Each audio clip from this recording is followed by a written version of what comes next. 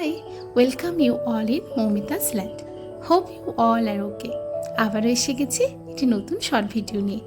তবে ক্লিপটি বেশ কিছুদিন আগের। And that time I was posted at Goa. আমি যেহেতু মেসে খাই, তো সেদিনের মেস মেনুতে ছিল কারি চাউল আর ডাল।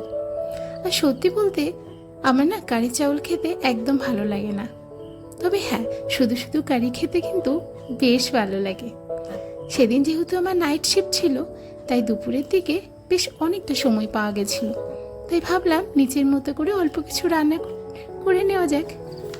ফ্রিজে একটু লাল শাক আর অর্ধেকটা মতো ফুলকপি রাখা ছিল, তাই ভাবলাম ফুলকপিগুলো দিয়ে পাকোড়া বানিয়ে নিই আর লাল শাকটা ভেজে নেব।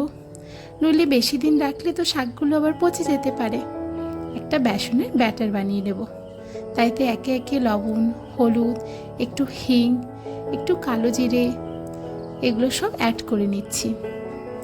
আর তাতে দিয়ে দেব ফ্রিজের এই বরফ গলিয়ে জল করে রাখা সেই জলটা। এই ঠান্ডা জলটা দিলে না ব্যাটারটা খুব পকোড়াগুলো যেটা হয় সেটা খুব মুচমুচে হয়। আর হ্যাঁ, এর মধ্যে না 1 চামচ গরম তেলও দিয়ে দিতে পারে, তাহলেও কিন্তু পকোড়াগুলো খুব মুচমুচে খেতে হয়।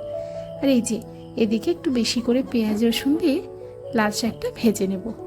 রসুন দিয়ে লাল শাক ভাজা খেতে আমার বেশ ভালো লাগে।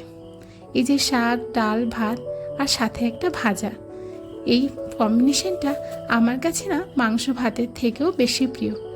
অবশ্য যারা আমার মতো কর্মসূত্রে বা পড়াশোনার সূত্রে বাইরে থাকেন, তারা হয়তো বুঝবেন এই কাঁচা হাতের রান্নাগুলো খেতে আসলে কত টেস্টি হয়।